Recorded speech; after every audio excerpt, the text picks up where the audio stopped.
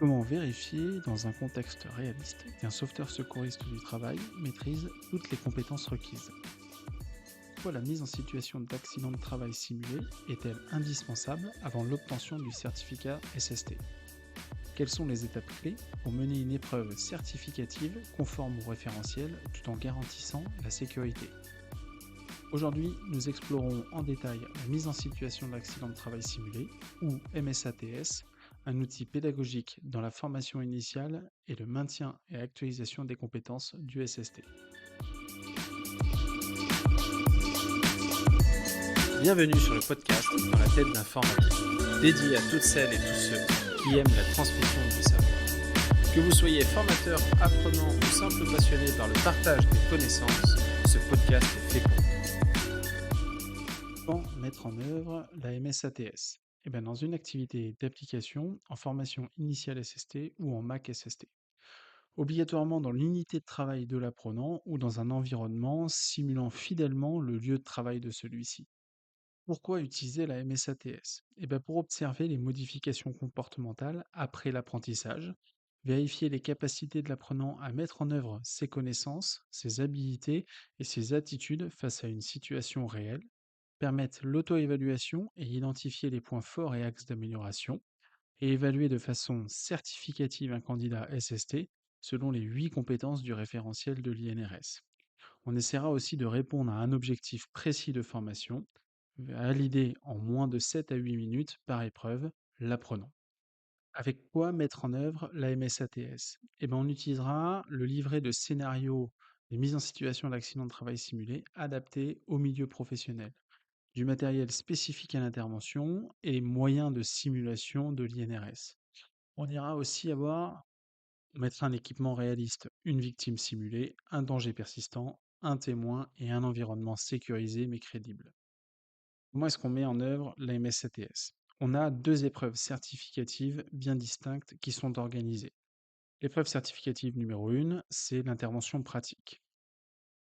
On va retrouver quatre grandes étapes. La première, c'est la mise en place. On a un scénario en milieu proche du réel ou dégradé, une victime, une lésion, un danger persistant et un témoin, ainsi que des consignes précises au candidat. Petit 2, la réalisation. On déroule la mise en situation, la gestion des aléas et le formateur observe et sécurise l'ensemble de la manœuvre. Petit 3, la partie évaluation. On analyse la prestation, l'expression des intervenants et des observateurs avec l'identification des points positifs et des axes d'amélioration qui peuvent être donnés. Petit 4, la conclusion. On fait un résumé et une mise en lien avec la prévention et le cadre réglementaire du SST. Épreuve certificative numéro 2, l'entretien et la validation des compétences. On retrouve trois étapes clés. La première, c'est la mise en place. On fait un rappel de la situation vécue à l'épreuve numéro 1. Petit 2, évaluation orale, des compétences C1, C6, C7 et C8. Pour rappel, le C1, les limites de l'action en tant que SST, le C6, la contribution à la prévention dans l'entreprise, le C7, les risques et dommages associés à la situation, le C8, les moyens d'élimination ou de réduction des risques. On réalisera en troisième temps une conclusion de synthèse et validation si toutes les compétences sont acquises. Comme vous le savez, dans toute technique pédagogique, il y a des risques. Ici, on peut avoir une mauvaise consigne donnée aux intervenants, un temps de préparation qui peut être beaucoup trop long par rapport au temps d'exécution qui est demandé, et une impossibilité de réaliser la MSATS dans le lieu de travail réel des agents. Comment est-ce qu'on évalue la réussite de cette technique pédagogique? Les deux épreuves ont lieu en fin de formation. La validation, si les 8 compétences sont acquises selon la grille officielle de l'INRS, et un temps imparti, bien évidemment, en moins de 7 à 8 minutes par épreuve et par personne. Ce que vous devez retenir, c'est que la mise en situation d'accident de travail simulé, la MSATS, est une étape obligatoire et déterminante dans la certification SST, en formation initiale comme en MAC. Elle est réalisée dans l'environnement professionnel réel ou fidèlement reconstitué et elle permet d'évaluer les 8 compétences du SST en deux épreuves. Une intervention pratique face à une situation simulée comportant une victime, un danger persistant et un témoin. Et on peut avoir aussi en deuxième épreuve un entretien oral pour valider les connaissances réglementaires et les capacités de prévention.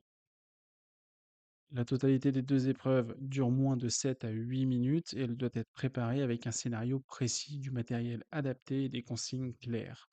L'évaluation se base sur une grille officielle et la validation exige que toutes les compétences soient acquises. Bien menée, la MSATS garantit une évaluation réaliste, complète et conforme au référentiel INRS. Merci d'avoir écouté le podcast dans la tête d'un formateur, aujourd'hui dédié à la MSATS. On se dit à très vite pour une nouvelle capsule pédagogique et je vous souhaite une belle journée.